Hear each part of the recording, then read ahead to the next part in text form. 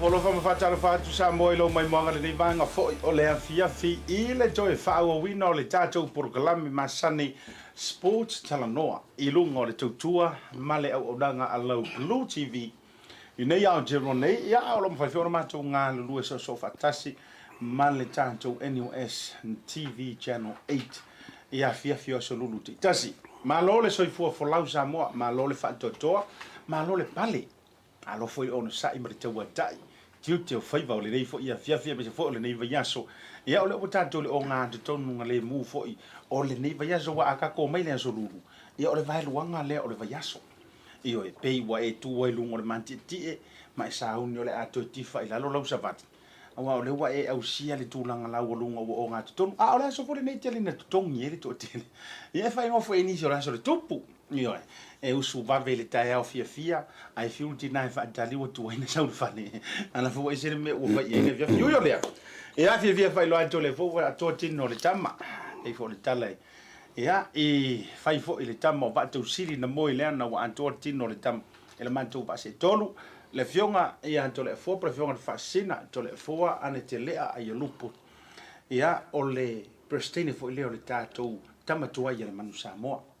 Ia nga te lola fionga ia o to Vaega ma to lo lau fo i masania ia se fese ka kukala o ka e filongia la ngongo ngi fo i va yeso tu lango i ungo ta longa o le taimi wa timu o le taimi wa la o le taimi wa ta via o le taimi wa ka kau fa sanga se kafu e io lea ia fa talo fo ma fo fa tu le vanga le via ia fa talo fo lo va se lo fionga to le fo mi se fo lo fionga o mo le vanga o le a solulu tato programa san ya maro Asiata talo va Samoa maro malanga manuia i ne fo ia so i nga luenga sa va fenga i el taia o me ne fiafi ia fa malo Asiata fa talo fo i Aumua ya fa pena fo ona muli atu i alo fanga fa talo fa tu fo ni taia Asiata me se fo ile fo Toleafoa io ia o se weekend ma ne fo e ia ona le on fo ma se fo ona le ia ai a ton fo ia fo le ia le sa ia o fo lo la va ai ma lo le so fo monia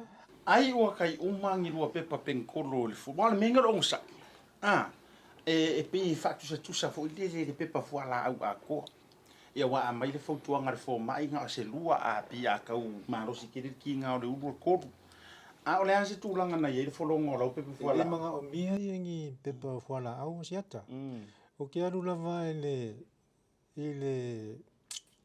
fo ile mau fo ile si ia mai fo ia le stava so fo le o alfosio e to so fo le la ui o le ala di fonga o pepa penkolo o mo le ka kuria ngai to so fo la au ko fa mal sofio ia alfosio o kai o so fo le la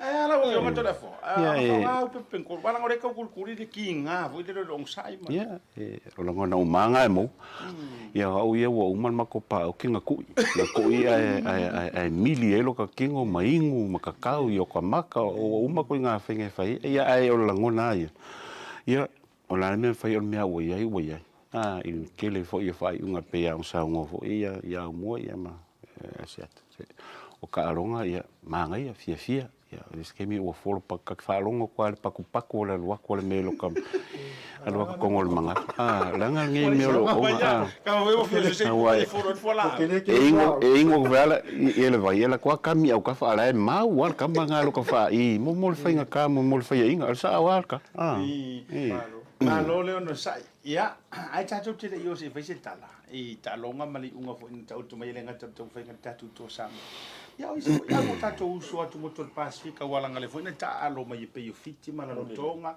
ia ngata fo lo talo mo le mate ma tonga ia ma le au ma si fo e peritania ia ngata fo ile o tatu tonga mai semi finals la to ia o le ipu o le lalolangi o lo fanga so nei talo ngai la ka piuni ai ko fa fo mai ese mai o lua ma fo fau ka ku kalo mai le weekend I le ainga matulanga I wala nga e pio ke ro ke mi ko mai ka karango talo mai le ainga mi se fo yo nga luenga mo wo fo le weekend ma la va solo fionga Toleafoa ia sa no ina fo Asiata ia pe vai Aumua ia ngai fo ia ngai mo vo fam kalang skasi fo yo o uso mato ainga o wala ile tua so ya fet po fatano po au ni I le weekend la fet ka ko po kalame me kai I pa kai mo ku ket fo ya o fainga so fuanga ia Paule fa me se to ia poto ma ainga a me se no fo alo Kalo fai malo ia ia sai foi na inga runga fo e o le tai au a siata ia na tena o toi fo la ile tat felo e o le la o le mo mau ina fo ia o sa warang ko ia ia e o nai fo fo na le tai au la sto na ina to ia ma nei fo ia le ma nei le tau ma e suro la to e ma fan la ia o le long weekend na ja ne malo fa ia waranga sa on ta mo muitai pe o se fa ko nga do ia e se la le que le tala no mo fa pe o fe ko ponga na eu so le tai au na le fo nga fa se fa ko ponga se o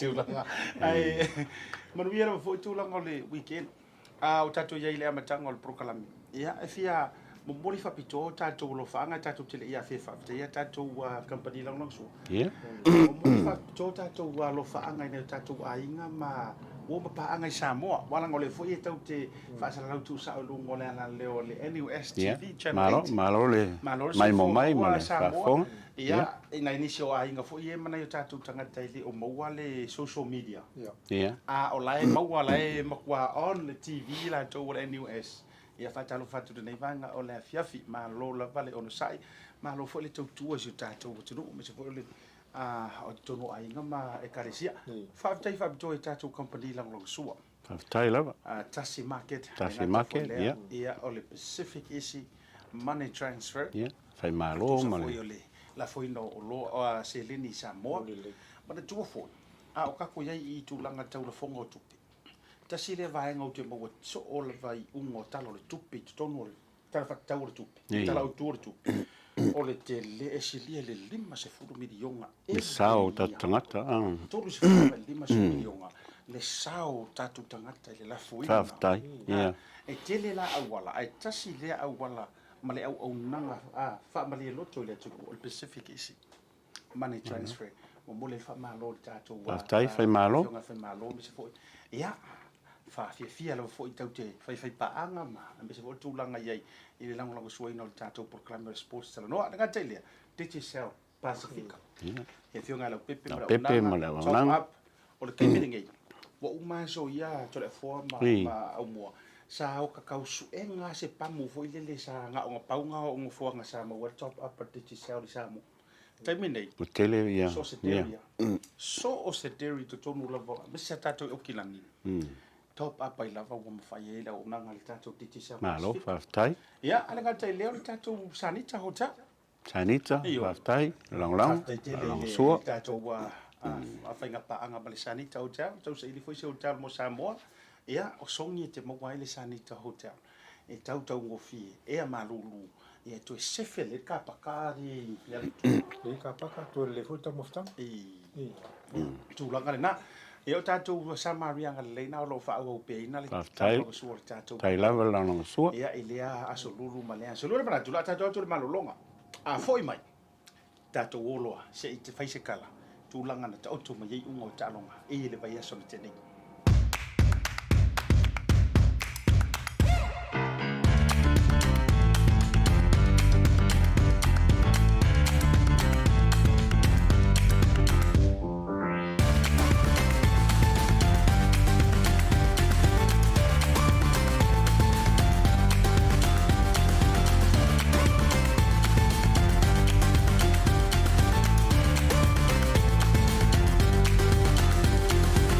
Tasi Market. With 3 locations around Auckland, you can get fresh produce from farm straight to your table. Grab a bite at Tasi Pacifica Cafe or get a new look at Tasi Barbers and Salon. Tasi Market, your affordable local.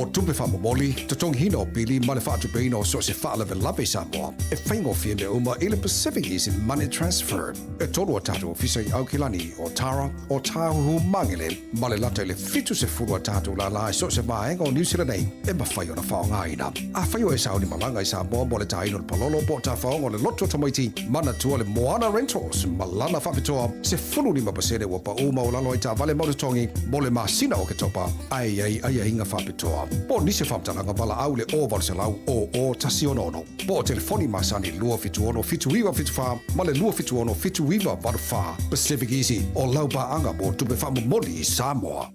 Oh wow. Oh God, makes you just give me a second, eh? Hello? Auntie!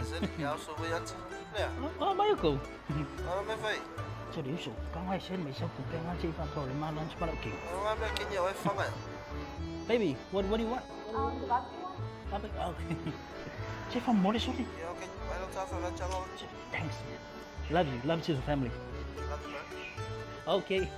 Hello, Vaku. Yeah, fancy. Barbecue? We have the barbecue, please.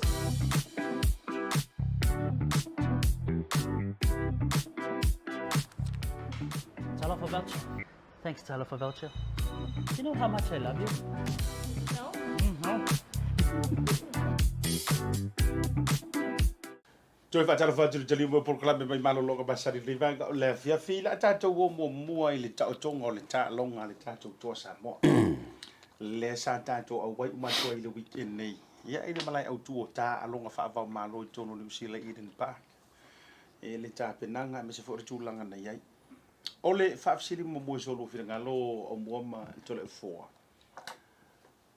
Fa ma tole outcomes le po le I unga lea sa na nau matatou moe miti ai ina ua mai ai le talonga ma au se talia ele manuia ai na feuroro tatu tau kega manaia fa ba kole ori unga le sa e puru nau ai po le outcome le sa e nau ai lo fionga Toleafoa e ka oko mai ai le talonga le a le fu se vai ngai lo oi mai tau Ia te tonu e moana mo le atu ia le fa malo fa tai fo ia long fa nau I fa ia unga fa pe fo ia lau mai la to uma I to sa mo le weekend ia e wi la fo ina malolo ta to au ia ai fisili po ia te tonu na ia ta ia a kun va penga fo ia la ngono le o la tonu o pe o le te tau la ia I le World Cup ringa o matu I tulanga wera maulunga le tulanga sa o ia tam whenga fo ia al tatoa. Ia ale au lea ta alo nei ia pena o le ngole unga walima suru le ai ia whanau sko fo ia al me mo ia nga whenga ta la wong talia. Ia male ia nga solonga ta longa ma me ia le fa pe la fusa nga wa ma kamba fo ia le au. Ia paua fo I wa le leite fo I au a New Zealand. Ile whanga solonga ta longa me ia kele ka ko sili me ka ke pe selection ma tulanga fo ta alo ia isi vai ngo tamata alo ka ko me va penga ia ma whenga research ma kai me va ko me ia pe me umanga ia ka lo ngo ta longa mo le ka ko to Samoa whanga solonga fo I o ka penga fo molisi World Cup po I whenga ka longa lo lumana ni Manu fa taia Toleafoa Aumua ala so fina kalo o si unga le na e fa moe le lava so e ono to mai ele unga le talo sa ia langona morunga cha o e te le vanu tato to sa moe malo le kiwi ala faila sa tala ko le fanga so ngo talo ngo foli lo vai foi Petelen sa vali le kiwi la vai e lo che vai ka ko au fa sa vali le yo le manavo le fitness mal malo si ka ko to sa mo a pa wa tu la fona o le se game plan fu le ka alo mal ka ko au ile ka lo le mo kiwi ia o fa no nga la to ye cha ile va pe vole o ni stula ia o le tali mo ta to sa mo ta po inga mo le lango tato tunu ia wai au mai tau atu pe anu fai atu talonga ina fai le pora le ngam sampinga ia tonga nei ia le matema tonga lo Hamilton a fua ku le stadium lai lo Hamilton iskama stadium lava le moinga kumu konga ma a fua kula ke leo Eden Park le ko ki kia ko mo ko Eden Park le ka po inga Samoa le mo kwa va ko le nga fa tai fu ya tunu le ta fo se fa tala ula tu fo I lang su. au social media fo ya po media mo fo ngia ale ka ko me sia Samoa fa la uloina o le ngata fo fa ka mo tickets ya ale tatalo fo I la to umala ma me sia Samoa ro nga lu le nga lu I tau au mai fo le tono le o tato tapoinga ia beta ole tu sai male fatino fo tato talonga ia ho la to ia sa te le se sa fa pe te le se onga ma se sa le mai le talonga le mauskari ola mai loi beta ele ese swinga ona sa fu atu I lau vai e mo kwa le la van manga mo ko ma so ko wa ku keling sa wa le kiwi asiona la ele ia ko vai ku la finger kiwi e kele ia toinga variation fo ia sa fire kiwi I te mio la to te fa nga ele po kele fo ia le keina ale kiwi pe run mai la ko polo e o mai le kasi polo lu ke ala fol malai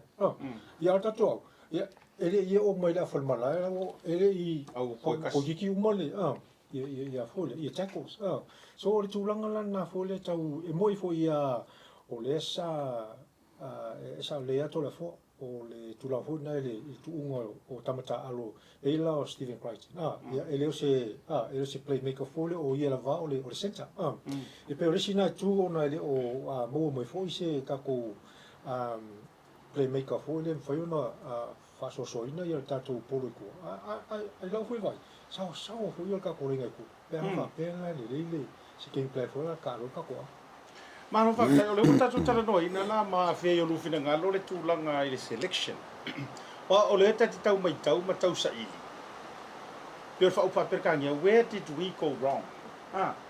Awa ia le wa sa noa Aumua tu. Fitness sa o ke agree fo ele se kulanga pe kau se la mai ia ki wina I lo ta to pe fo le tulanga o le fa ta mo e ko le tano.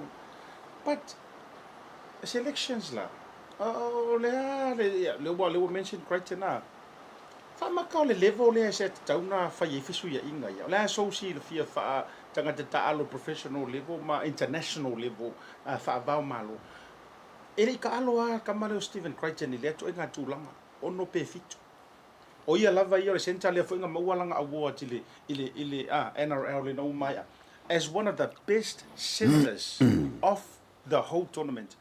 Amai ale pesenta amai fa ku ir kulanga never played before. La so fi ngalo ile ko I selections. Ia e pe ole tulanga nga ai ka ko va ia fo ia o ka wa link ko ka ngo le Spain o le Spain a fia mai ka nga le stand of fo le male tami half wa pe la ko ngi e fa soal kulanga ko praktino o kulanga o ia pe o ia fa soal polo o luinga la nga kulanga o ku o ka nga ka po fe lava ia ai sa oi ia o le level e na ole e lalo ale o le international level le o chess rugby o lunga ia le me finga faingi experiments I lunga level le pa fa pe ke le ka lo lo langa ko kulanga le ia ke ia ke le o le kolanga and I think o inga kongwa le nga faisi fa le kong o ka ko au ia o pengo fa ko I lo nga umu le po le afi lo le me fa so ko il polo luma mkua va pe le kanga ka inga e o kia ko le lenka ko vai ai tele ma mistake scam o Crichton ke le ma nga put off vai foi a ke lo nga ko ia sia kali ia o ke le a me nga put off vai foi o ia nga kiki me uma nga fai the whole day le ma se me nga sa ke le a me nga ala nga mo fai le kali ya winga nga ka la pe o pe ka sininga foi coach la ko ia finga nga ia suia inga makulanga mea ia okay nga I kalongo mo mauskalia ia ko nga ka ngale ma ye ma va ai ia kawa ia kia ia va pe o players nga ka alo ma le team o select I rather put fa longo inga kulanga nga wa vai fo ye ka mikiki le consistent ala nga o kulanga it's more like a fiki vo le PLFS 5 ile rugby union mo anga malako ka vai ka fa so nga le polo ang va pe ku fa lo inga e ke le la le vangoa le va inga me ku fu pe ki ia lenga nga yo me aska me ki nga ile il kulanga nga a pe o staka equatin ele skanga ka vo le il posiciona le e penga fa ko fa inga ka inga ki a o sui fa vo se ia o langa sisena ko male o langa a kon ka lo liki o sent e fa inga ka nga just a misa kulanga fa pengi ele se me overnight te kango ele no it takes a season or 2 or 3 seasons ele craft or position ma lo fa tai se stay before le tato fa Talanoa fa as fina ngalo le nga Aumua ai e ko kula utala le time mo fa to afili le coach le Manu Samoa nei a sau noa ai fa pe ala nga a to Samoa nei sau noa ai fa pe o au sa te kinga le advice langa coach le NRL wale le sui fa ya onga le NRL le Penrith fa mai sa te kinga le advice langa coach le Penrith fa mai ave langa focus e fili mai tamiti like kalavo e develop ai mo le World Cup now o leanga ko facility ko akelo le ko fair Milford le kako au le World Cup sa iai team la fai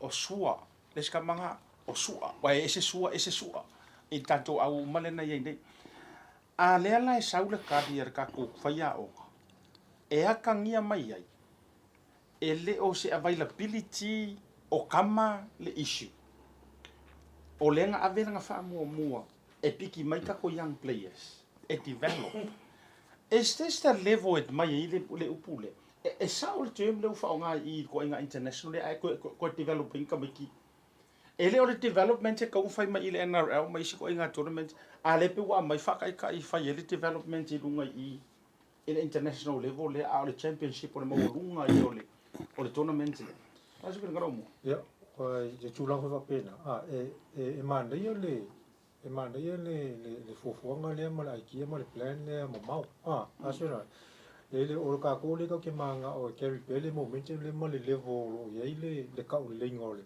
o le awole o to samo ya atu noi o la foi sa o ia fofuanga ye mala ko plan e fonga le wa e vo fa ya o le e plan fonga le mo le fa kausanga ia artulanga lani ia o le plan va straight just ia o la o just la ngeo just ka o ia ai cha wa la tu o se avanon le foi e como foi mo le ia ku ma wo pele le mo wo ngole o to sa mo mai ke mi ngo mai po la ia ai atonu fo ia o ia a fu fo lai I fam talanga le al faiao o atu la fole sa o fango ngoi faiao o ngai le sa assistant ka ko au inga o makule boka pe mo ina o le developer asa ka kaunga le sa game plan ka alo le ka ko au le al to sa mo o le pe a fu ku la vala ye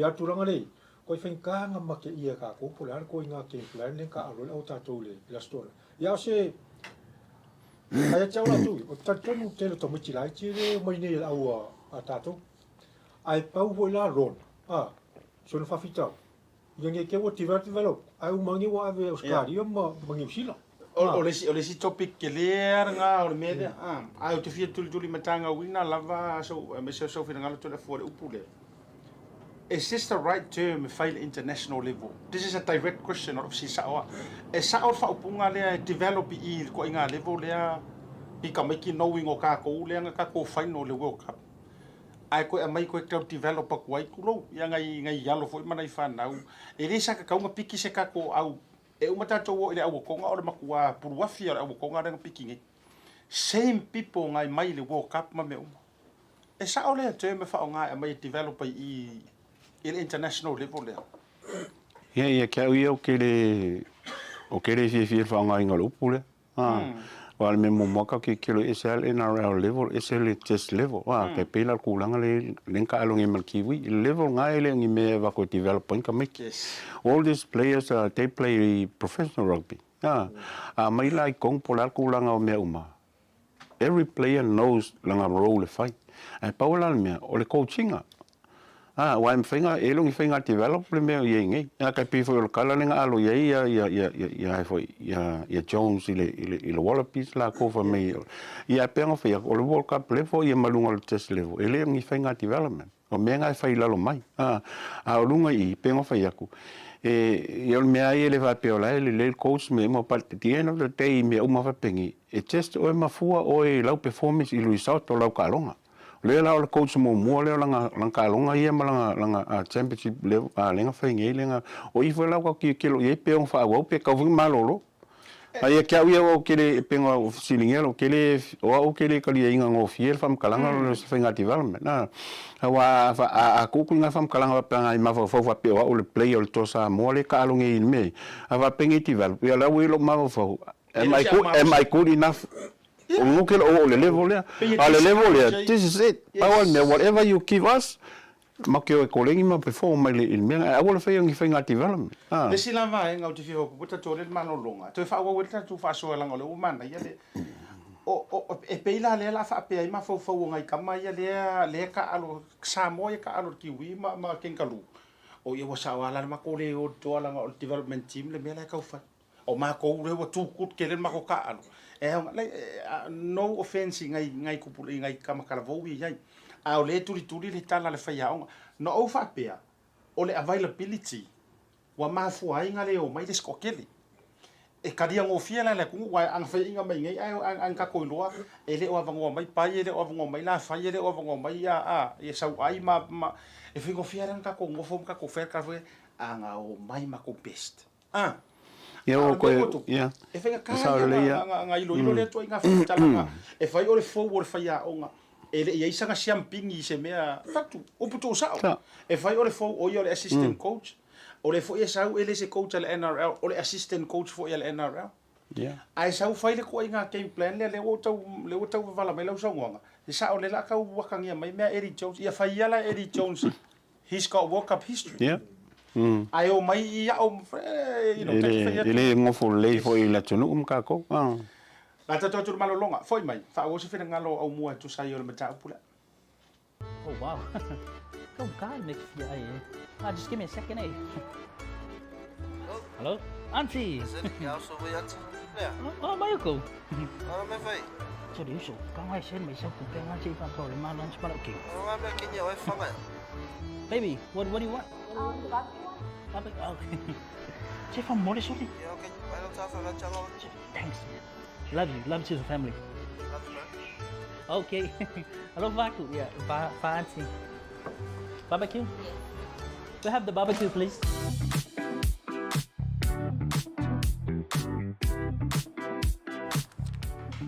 Talanoa voucher. Thanks, Talanoa voucher. You know how much I love you? No? No.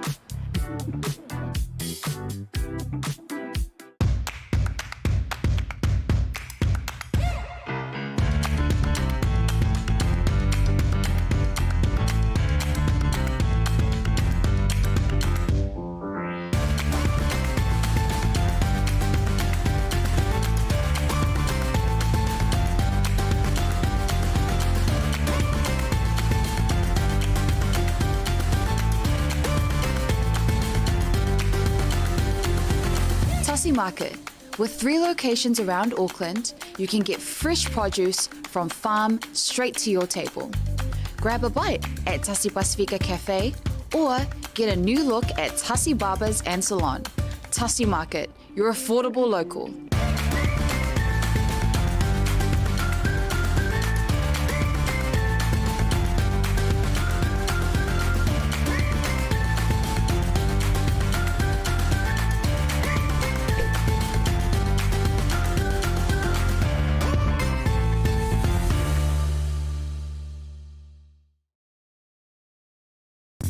Mo tupe whamomoli, te tongi hina o pili ma le whaatupeina o so se whaalewe lawe Samoa. E whaingo fia me uma i le Pacificezy money transfer. E tolu a tātou ofisa i Aukilani o Tara o Tāhuhu Mangele. Ma le lata i le fitu se furu a tātou la la so se vaenga o New Zealand nei. E ma whai o na whaonga ina. A whai o e sauni malanga i Samoa mo le taino le palolo po ta whaonga le loto tamaiti. Mana tua le Moana Rentals ma lana whapitoa. Se fulu ni mapasere wa pa uma o lalo i tā vale maututongi. Mo le masina o ke topa. Ai inga whapitoa. Po nise whamtalanga wala au le o valselau o tasi ono. Po telefoni masani lua fitu ono fitu iwa fitu wha. Ma le lua fitu ono fitu iwa valu wha. Pacificezy o laupa anga mo tupe whamomoli i Samoa.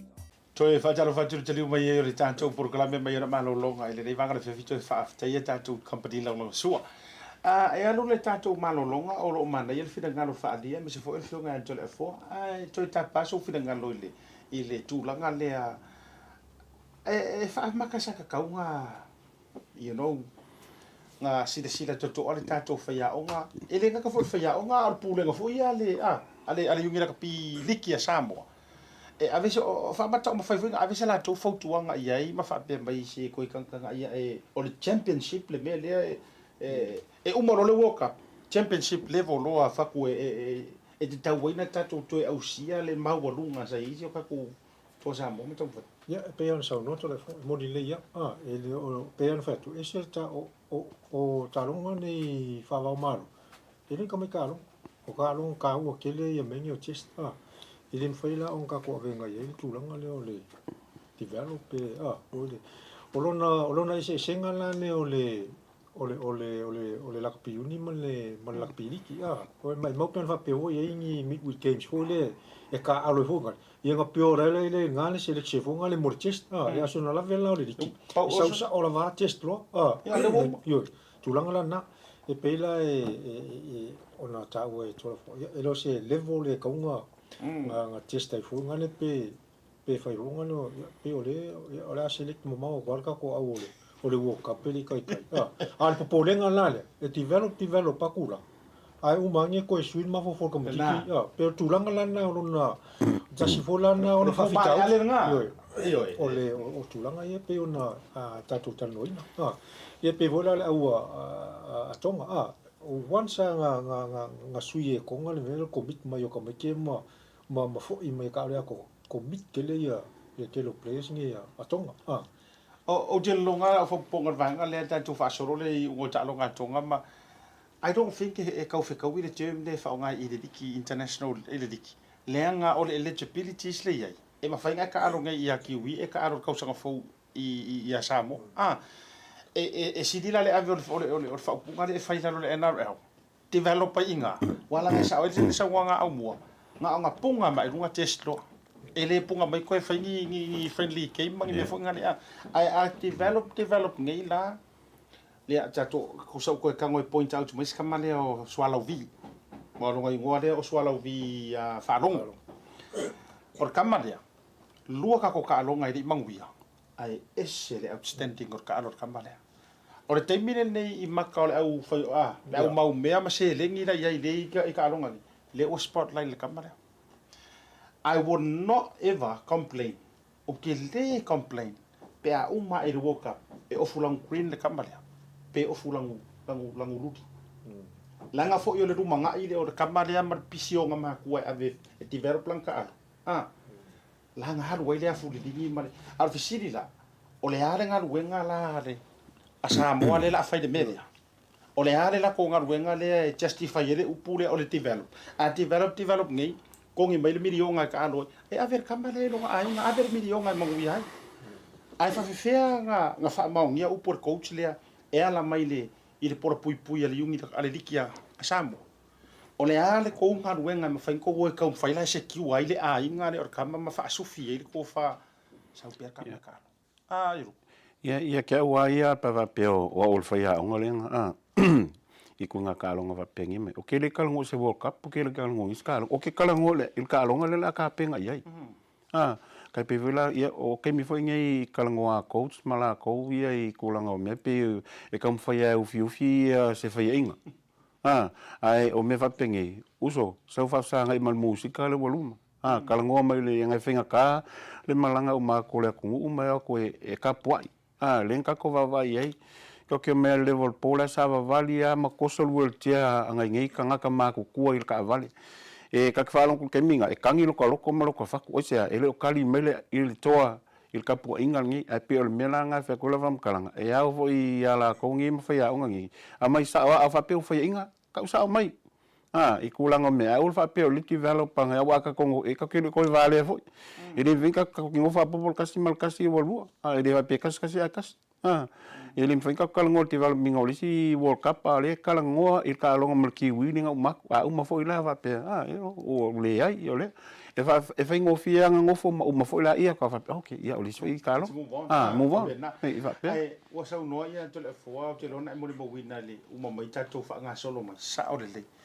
I sava vali sore e ko kiki ya o ya o koui e kilo mika 2 kilo mika sava vali e kanga kai la ka vale ya vai le afia fi faftai sa mo moli le faftai la o le situlanga o le ua le tele na Talanoa mai le coach le Australia mamaninga kam fai sui kula fo ya na le o kele anka o ngo wa kilo i kamikingi Pacifica a misia e wakalango kele nane au ele nga kala kuskala Australia ile fupeki la tosamo tama le o falo au kalango foi ma top players e wo umak ngia Australia o le saka alumo mo Australia o kalango la ko kikilo marita ulang o le makua kele le lumanga e ka metira ilo ngo kilo le weekend mo fai kau fa e alua e luelu pe ala o na moni ia la sonanga siata o la fo la sekali al kako yungi la kapiliki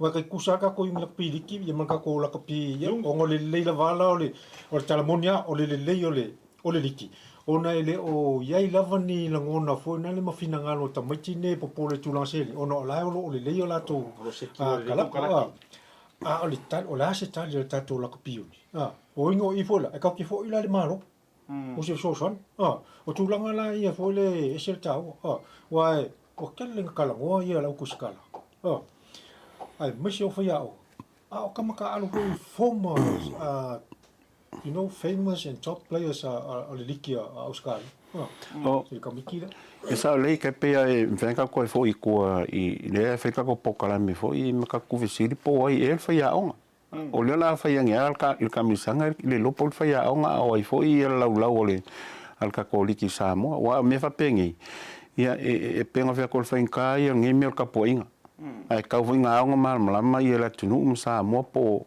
o ka penga ngole au me waili se me ngo mai ka ko lami mai au ia ka ko mai fale me fa ele fa ingofi ku nga me fa penga e ko fo ia la liki Samoa ma lau il nga lu ngai fai e ka vinga ka penga la ko mai lo kali me la ko fa mamla mai me o ku o le se me fi fa ya la kala le manua o mana tuai lau so longa si fa tu pela utala le tu fa malu pe te ua te nai se finga ngalo I la tau fo lo o to no le la ki liki ma ai ia te I have a feeling o ki fi ya o kala le ngaka ko fa kari o mai se fa ya onga o le kele o kama lawi loa ia Australia le nga mo ma fio coach le o sa mo e nga ngo fa ku kala le se afre fai go ka ko selections ele selecting a foi le male pule manga fa ia mai se kanga ka nga ka o me lingoa vai la le lofia kanga ka e fia fa ku mur paka se vai kai pela Australia se ke Australia ia rini ai ko kongi mai ka kongi mai o Eddie Jones o ingoa foi nga lai lunga vai la ile o maka mo ka ro mo o si ka ko o kako se ka ke mo mia ko nga me fa penga o ma ko se coaching manga ia le ko e fucking inga skamare o Paris ole mai se coach foi le ngolo kala nga palasi ma le ngofo mai o kamasa you know Sani Pio Williams te le ngolo kala foi le pa e ko kiki ia le al melenga de kupunge palasi mai ka ko coach le lo ngisi that's my honest answer le lo ko akele kofi mai marka ko au wa kili fa mai makala ka walang o ka ko nge tio mal public ele o fa longo ele ngi la piliki I kala ya public ai fa longo ye karinga o ka ko le media nga fa ko kaka ma si de ngofo maka ku kiwi ma e si de ngofo maka ku kiwi ma fua nga kupu de lokolea le nga high expectation ongor kulang ngor menga yele ka kolik ile World Cup ai also mai fa pangor championship ele perfect ki perfect off you know I thought I'll say this mole nga iluma e puru ngau umaka kai au mai le top for you know and I'm not discrediting na ai fa yo le aka ko adu wai ko inga au vile umar fa ya onga mo fa ma vai ava kulo nga assistant ai sa umar kala fa mai e mana ya le nga u ma sani le coach u ma o se point le ka un filiengi coach ya que au ia maka ke kilo foi ia o coach foi le nge assist foi le pen fa yo la ko le lo i lunga top email na Aumua le competition of Scali ka ko ki kilo la mele sui ke pela ko kalngo i le uso ya sani pia skanga ka le coach kalapu al kanga ka is a well known player i lunga le mele ka si al mele lunga ma fo fau o ka lunga le ka penga ia instead of fa pe sau fa pe mai le develop ka ko ele ko nga mindset nga ya sani makanga ka ngai pa wal me ia ma lo ka longa le luma ngai it's all about what's in front of them o me va nga ka ko ki kilo ye ki kilo ko nga me va penga o ka ke ko mai wa ka mangi o ko nga va kalanga me se develop ko i ku so le la ko fi ngai good relationship male you know no la fa ma se ka ia foi ngale o masangi le relationship aru ese ku met parish ai amaya si kama sianga assistant le nga o le masangi nga marka ko male pure nga me ai fa fela ka ko au le tudu o pinger mele chau no Toleafoa ma le fionga Aumua o tana o manga ka bin ka alo nga ese ko maro pedeki aru coach ere au foi ni falang vai le influencer kambalia le nga suya ya sa bio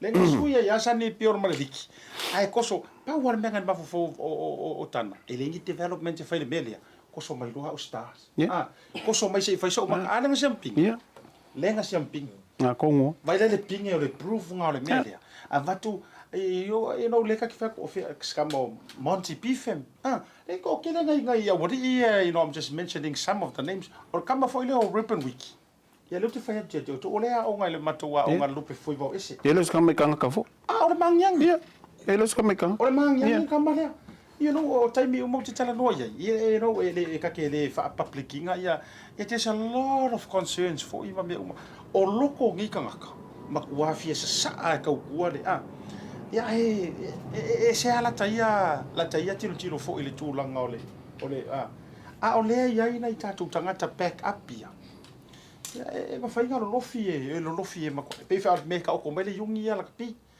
you know o le to te sa fai male ma fa ngale le develop ai ma so tanga o le si upuro ki fie fa ma fa ka ko po kala mele o le so tanga ma di al ka oi o le menga o le so kanga nga ki ngeia le mele o le loko u ma lu manga i muia ku so kanga sa le vale na kongo awa ar kai mingi o le o finga wai le loko ma le ruma ngai manguia le o fi ngau kai mingai o ai alu loko o ai alu le ruma ngai manguia le kupi ai sau lo so kanga ko ko or kanga e ku le va pisa kanga ko ale kama le sa fai ko ngalo mai le ruma ngai manguia lo mai ma le loko ai fai le agreement le ye oko I'm saying generally oko kama wai you have a good relationship makanga ka ako wa ku makua e kiro mai makua pole ya fa me milionga o fa o kadi ai a ka vai ku nga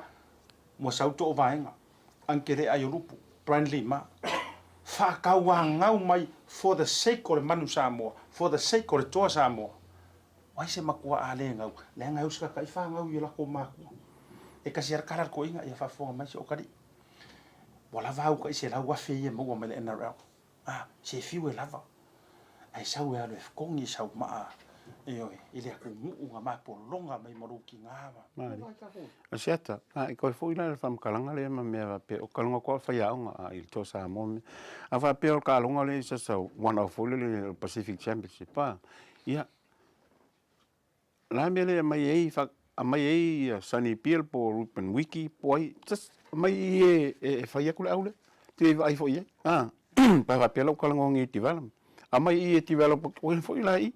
A kong ia kui ala kui wole. Aluinga o pel kalango foi ke pe foi o I lo se amu.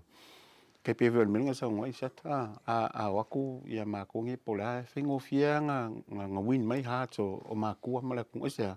Nanga ka e maka kongi o. A waku fula a pengi fa ke kaingo o sani lea po Ruben lenga faia ia il tosamo. Le respecto ko mikinga il kanga kale ku wala vanga e motivate le ka ia ma vai me lunga I fu ma me fa penga pero winga ngal kala vole le e kilo mo nga anga idum wala me vo kama ile va pika fa lunga langu me apa wala wo lunga yo la vanga ia me ka ku kanga ka ia ele onge ia sa mo ka ka ia ko mai mala mala nga va ma lo fa tai la tato me I highlight ia talonga ia fa ole liki ia na tato me ile malolonga tonga ma Britania ia ka ko vai la e maka ukia e ui ile malolo tonga ia langa ia tato bo perkani ia runga super power ai di ko kikia fa de kongu ia ile au tonga Telefone no misia tonga. Ya mane te talonga fi nau ia le talonga Britania ma tonga le matematonga. Ya ole tulanga vola na la fuyo o tau faya tonga mo tu mo per mo rungo le la to la to au le au liki la le so se tulanga le vola le mo le au le matematonga.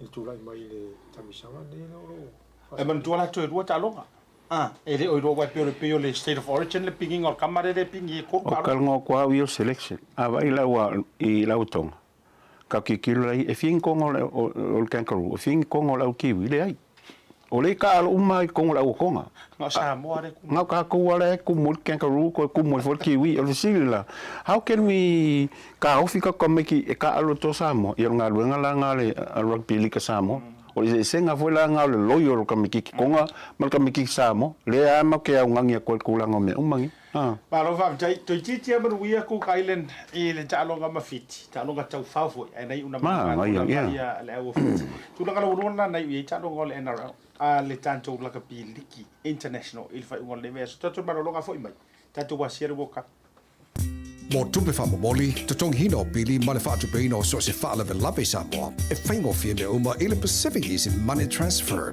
E tolu a tātou ofisa I Aukilani o Tara o Tāhuhu Mangele ma le lata I le fitu se furu a tātou la la so se vaenga o New Zealand nei e ma whai o na whaonga ina. A whai o e sauni malanga I Samoa mo le taino le palolo po ta whaonga le loto tamaiti mana tua le Moana Rentals ma lana whapitoa se fulu ni mapasene wa pa uma o lalo I ta vale maututongi mo le masina o ke topa ai hinga whapitoa. Po nise whamtalanga wala au le oval se lau o tasi ono. Po telefoni masani lua fitu ono fitu iwa fitu wha, ma le lua fitu ono fitu iwa waru wha. Pacificezy o lau ba anga mo tupe whamu moli I Samoa.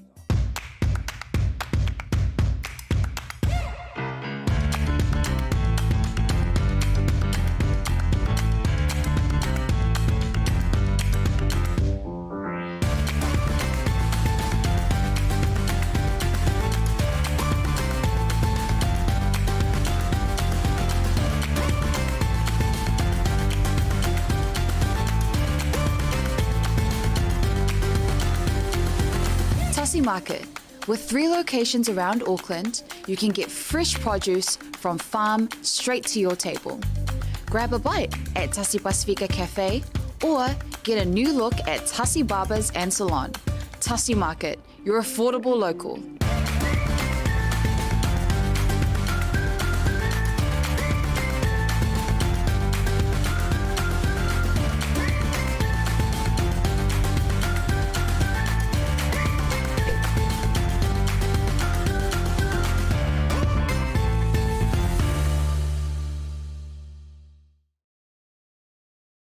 Oh wow.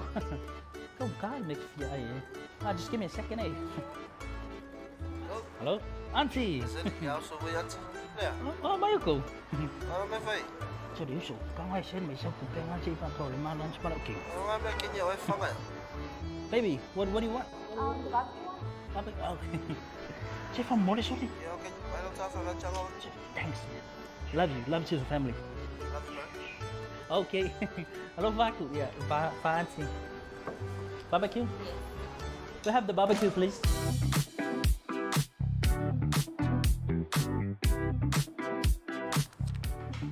Talofa voucher. Thanks, Talofa voucher. Do you know how much I love you? No? No. Ya, toi, whaafele atu le taliu mo programe mai tātou malolonga Basilia i le fuwanga le fiafi, toi whaatalafatia te o tolo mai mo mai. Ya, mese fole tātou programe o tala i tālonga po le sports Talanoa, nongo le BluTV, mese fole unanga a le NUS TV. Tātou wasia mai le semi-finals, mese fole toi taulau meo le World Cup o lo whaangasiro nei.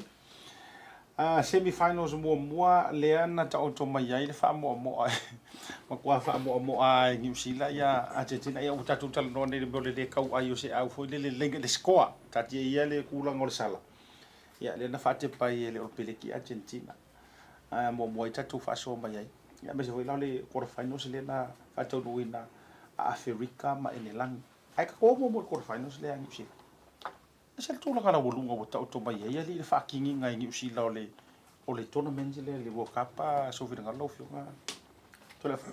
Ya, o ka penga fingi si la le il kulang al me foi o la koiloa il amakanga me le la ko amaka fainga ya falangi il peo inganga ko vai il swinga mai ya wa le me il hurting si la ngai ai mal kulang la ke lo fo ia expectation ala ko ngu yo fans sponsor me fa penga ia lenga ko vai ko pil mai ngai yang si la lenga ko selection ia ai o kamka alo foi I positions ese me mo la con foi le individually we lo la ka me kiki le me la wa ku ye male malanga ia mission ala fai collectively as a team we lo mal au le me la hera he le ia malo quarter final lo semi final ia lo o al final malo au ole au ni si sa weku mai tulanga ye o fo wiki anga lengi tu en kware no na mala Argentina tu inga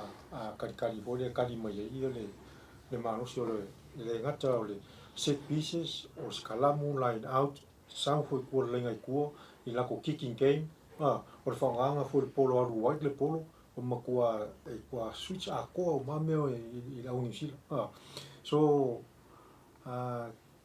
wa nga fo le fa inga mo la mal kalu mo ua I whafango ia makala ia la unisila ale tulanga landa ia o le uma le semifinal ia le lau kaula I lola I talo munu ia mo I langa semifinal quarterfinal mai si kalo ia o uma kalo ka ua lale le la ka ko kilkilo ia po ai la akula I mai fai masampinyo le o ni kausa malo fa tel longa ele pressure tele ia New Zealand ma e o foi lau mai moa ma lau mai tau la kapi ile semi-finals mai le quarter-finals na ta alo I New Zealand ma ai lang e fatu lau tala o mai le so e pe ave mai ya kala quarter-final le ma le fia kuso le happy kala ngo pe ma tu pe ia fa sa lau no pe pai euro ile malolo a Ielangi le quarterfinals so as falangi le quarterfinals ma e tu titi happy wa ta ai falai ka longa le semis now on the other hand o le semi le an ka o mai le ta longa le Springboks ma ko malo ia Africa in 9 minutes muri I think it was the last 10 or last 5 minutes or so o le ta longa lenga koe mo wahale sala lena ai ole asa to mai tau Aumua amata mai so finanga se o pe ka o mai e langi le ko ai nga game plan le nowadays people fai donga fai ngoe ka boring foi le kama foi le ngala kikia korop kiki de pau korop lenda kikia manu ia Africa la so wa ia la ngona masa o fo ia mai tau fo le ile o mai la engelani mal italo ngole mafrika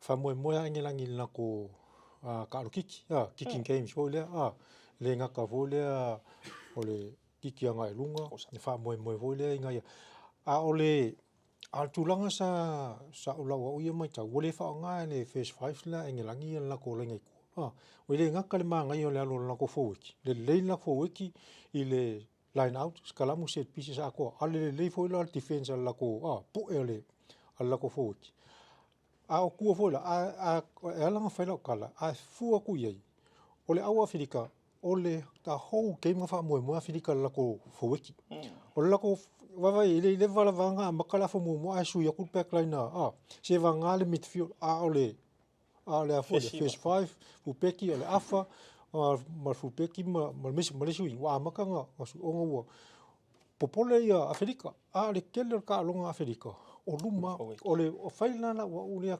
la kala ole ai kiere ngo mai ma engelangi ko ngala kapia ne fa engelangi fa mo le sala fa mo le drop kick ole si foi la me u run ko kasi ar kap kengi o ngayo kap kengi on first 5 a ule fa nga wangalo la yang u sele o yesi ma fo engelangi fi nga u siko pa uan me le engelangi o ka alo ai o sala malo yang run nga pula ya la yele fa ya lo finga ngalo va pe ala au le number se fulu fa pe au nga ye nga ngala ko nga me fo nga le ko nga la wa ya kala la wa ko e manga o glory nga ya ka o ya nga ye nga nga malo ngelang fa chani woken al mela le ole se sengala ole se sengalu nga la ka ngelang ngo mai ar ko nga ka nga au Afrika o life fi ai Afrika sko fi ingo Afrika sko me ko nga ring fa ki Afrika ma ko sa fa pengi ka kola kiki Afrika sala lenga ai kiki ko mai ro skolo nga ko ya ko ka lo ko sala kiki lo o le winga langa lo ka lo se senga langa o langa ko kasi langa ka lenga manga o nga ye fa lo finga al au Afrika e mo ile le mela ko lenga ko nga malo si na val fi nga wala ko lenga rum le langa i nga sko ia Afrika Faftai. Toleafoa. Ya il kalongo semi-final na Argentina ma lo Blacks ya kia uia nga ia o tuku la ia lo Blacks o sa anga fam kalang e li fa pefinga vi se il fi nga o mai al Puma sa Argentina nga ila ko kwa sa o la ko lu mal forwards mal backline ia o Paula wa wo lifia ko lunga o SLC level wo lifia ko ilo Blacks ngol kele fo yo kele amen ka alo nga yai ele nga ko kele fo sine players o la ko World Cup muli le ia o kele fo yo o le au ko ki kilo e umaklo i uma il coach ko nga me fa penga wala vanga i menga pe ko kule e lunga mlisi me ia pe o ka wo lunga le lo ka pi ngi o kilangi po wolin konge ko ngwa club rugby ia alu provincial ia mal super rugby le e o le World Cup it only happens 4 years e fa ka usanga ia e ko kele vola e makinga male ko e makinga pe la o wala vanga i menga motivate ia la wa alo blasinga ko ve mal o ka longo nga ma ia game plan ngom engelang ka pe la ko box kick fo le fai me ko le pace o Iraq no me voi o la ko o menga nga fai wa vai mo kwa su ya ko la ko wala voi lo wingi e ko e lua fe ke pu voi e ka vola fai a contest a vai vola i na voi i menga fai very clinical ke le engelang al pa me ele punga le wingi esa ai punga po pa wa me ti flick me alo sa ungi makulisi va kiki umanga vai pe iva super sen ko e maua engelang ia e Paula o Afrika e alua apa o Afrika te no a way to win se longa wa il fai mumuri kwa umenga ka longa kamangi lenga ko ai nga fi nga wa ia nga wa kwa kiki ile pe on su lima mingu ke ola sili ya ngela sura take o si vaenga na o mai tau ina le talonga le o le o mara fa mo pe fa kasi fa dua enga o ya man tu ilangi por ai mara tu ai wanga lo ya engelang ile wo kaple de tene o fa so long o mangu nga fa ya inga ile semi ma ro pereki mana tu foi nga kasko manu ko o score foi nga system manu lang breaking ore lenga sa la ko fa solol pol e pe fa ko a ko ka kingo mai engelang i fa solol pol ina wo o moment muni o ta longa lenga ka mo fa ko ila ko faces fo i ai sa o ta whole game plan nga ore kick o lenga ko va ki ai ala ka sia carry manu lenga yo carry over 35 minutes lenga fa my commentators that was his first touch of the ball Whakoa kau whahalunga o se poro i kua. Ai kai sa o sa wanga Aumua le o fero le fish. Nga le whaia, pingirunga kau whekuri. Pi kau su e se vaenga, pe ka arwe kau su e se lucky. Out of luck. Le po mai kua po. Instead ole stick le lako game plan ma le tūlanga ole. Ia te ua. South Africa deserve to win. Yeah. E ole pero ku tonu anga o se Talanoa. Fa mo moangi ia ngai ngai sala. Ma le drop kick ngai sala, drop kick. Ia ale mai ne o mai Afrika. Fio mai a score. Never lau ta o Toleafoa le semi final la ka ko New Zealand ma Argentina. Easy game ma ya New Zealand. Langa sa fainga ka le quarter final New Zealand. O le siwenga mo ke fie mo le quarter final fainga, semi final fainga, o quarter final. Ko fainga fia, le voice fie ko la ka pe mengo ke ko fi. Eu ia fa pega ko ma ngai yo o pule ka ko fainga fie. Le o fainga fie nga. Ai fainga ka me ke o ko ngo sa pin. O le ka fai asi o kau le mau kongu le il final le ngoi me foi la ia Afrika il ka longa me kwa fain kala ai mo kwa fain ofia nga pa la va nga pingi la va ni silo ai langi o mai isi kai mai ya Afrika o ya Argentina le lam tatu o mai le ono le tatu tatu o mai la ia le ile alo to the final ia wa ui walanga so mo ku kon ku fa ia ko kia kauri ai o le la su e ngelangi mai fo wa lo ve mengena ku ku fa Argentina yo fa mai le si o kama ya ka ku uma ai sa ma o le winga mai fa tona tala fa fa ya ngelangi ya le undefeated team le nga making al semi finals mo ko o ngelangi le ka sidia ku le la ko pu ele ia masaka fa ya inga ole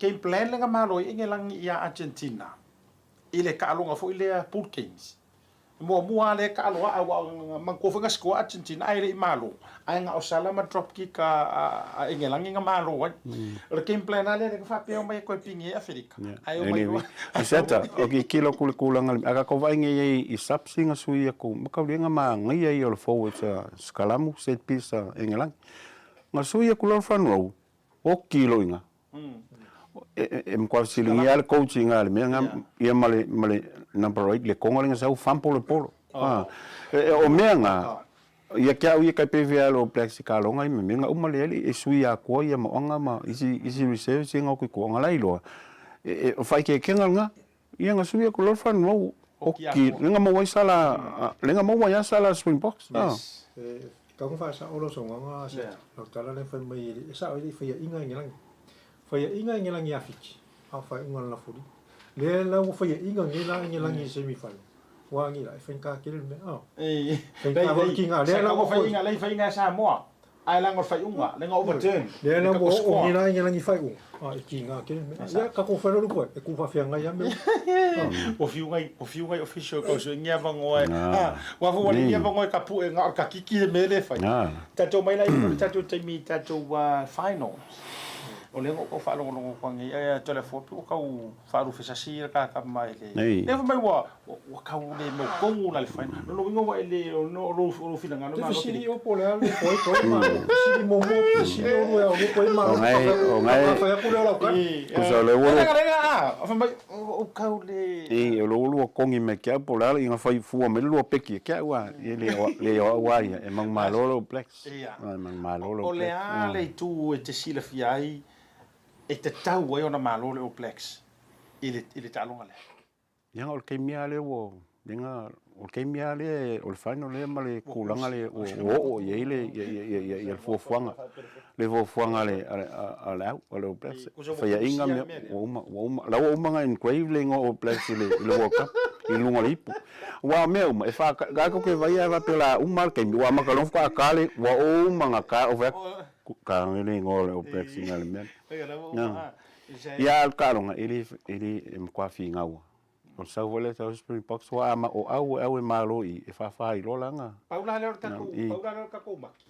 La fa ka o rongi ro fa ai wa langa nga me le ka wa me ka ko fa me amaka. Ai o ngole o fa no la. Nei. Le la we so no malo lo blacks. Ya, o la se ai ka o ko mai. E ova male lima ai e malo ai. Ova male lima. Eni ai ova male lima. Ova male lima. Ai ai. Ya. Ka lo vai se peki mkaukia. E wa ba Pero feliz que fa kali ku ai po le ala. ora yo. La na ka wan sa mu mo. Nga maka ka ko por kala. Fa fu maka ka por kala me wa fa fesi dire se me la lenga ke mo sui fa fu se ia me mo are. Ya Aumua mai ese ia. Awe ke mo su fu ka wa ferika de ma mo wa ara tu e. Le se me na ke awa yo. Ia. Pakat. Ku pesi fa lo. Ia. A Federica no fu. Ja. Ja. O Black Silver lima. O Flex. Is fu. Oh. Is er fu? Ah. Full Luas ko ele o ma. Yo. O le ala van me ma wor se fu ro. Ia. Mai pek mai ele ka kilo pek ngi ya lu ngor fam kala nga ngi lo kele. Luas e fu es fu. Yes, fu ro pek. Okay. Ah. Kalo fa yangi usila me ro e go foi. Io I Jax ma meu kokongi No, la ka ka sa. Le yo le ka. O le que fa kura via kala. Fa ku Ora sa lu lima lo Black sa lu full a Felica lo sa lo peki ole. Se fu. Oi. Oh, lu full le full. Ele fa pure le puro le. O a ko I kura nga ai o le malo Ma. Ele fa pure le puro le pakira. Akira I wai kai fu. Ia, malo le peki. Ele fa encar caro ora. Ele vem cá. Ok. Uma queixa. Uma queixa le lua fa o miu I fe. Agora se o este para cá, camani. O ka. Ia. Ole, tu langan na tau tu. Ole, lan ma fuanga ringa se o maro ia lau kamau lau kamare Afrika re o. O mo ka ko ngau e malo afi. Ole so na malo si anga beli tona mente a fuai tau na la winga na lau wa. Ole anga lu e uma I a luma maku Afrika ra so. Makafu. Makafu. Ke non ma fuanga na malo Afrika. Buen pan. Pane afa Afrika. Ala uma o di ma kargo. Oh, shalom. Ya, kan kong wa fo ele ko mamai nga hari sa vea mala koule ioi. E fa oro foi ari. Ya. Ei, a ore pusi da o mau maki. Ya. Ele Ai lo kai vai le sumu. Malo le. Ya. Tingau le no. Ele ai kamate ko. Manu malo ni usila le talonga. O ke lo fa ya Afrika. Ya, manguia ka. Ai ele ka kawanga mo fa se mo fola. La ngore ko ki ele o. Alo kamaru. Walelei uso. Ya. Ole tawurunga le ole mancho por kala meo. Tai? Ta lo kala livanga le vilo to fa foma. Ma lo pekia Toleafoa. I ai elima. Longo wing o ai elima ai sidi. Ma lo Afrika ile pekia Aumua. Lua se fulu. Ile se fulu. Ma lo le peleki le pekia Asiata. Limo. Lua se fulu valu. Lua se fulu valu le peleki. Ai lua se fulu lua le au Afrika. Mili. Ngaya. Patia. Ngaya. Hey. Oh. Ya, tau burunga mo fa maro mo fa tele Pacificezy. Mare Tai lava. nga te DIGICEL Pacifica. Tasi Market a fa pele sanita. Tasi Market, sanita. Tai lava so. Ole vai aso fo. Ya, ole a ka ai le longo le tatu woka. Po ai ole Asian pini, oi fo ole a tu lua tu tolu mare tu lo fa. Se me la kai ngalo. Ai mo model fa maro mara fa tele. Tu fa ma po er ma tu fa tai. O wo ma pa anga na lango suaina le taalonga ale to Samoa so. Ye mala tunu. Fa fe kai Samoa ki kama. Tai la. Tai lo tu to ai te pai le tata. Wo to te tono foi. Ole ale mutai. Io au foi ne I avea le tu langa na ta o to mai ta longa tam fa na o titi fai ta masamo o tam Mari. e malu fo e se pai o ali sta longa le a sauni o dia ta to lo lofi mo ta to sang sanga e ta po io la to fai fa te tele lango no Kai lawa. fa tai fo ile ne fia fa tai ta to tunu sa mo fa tai fa to le NUSTV tu sa yo le ta to nga lu nga va lu fa mo el pulenga be se fo yo lo official le a onga ba tu nga o mala be se fo fa ya onga ia foi mai la ia le tatu official le BluTV ia auri tia le to table le fiafi soifua mai manoia sorry o fa America ko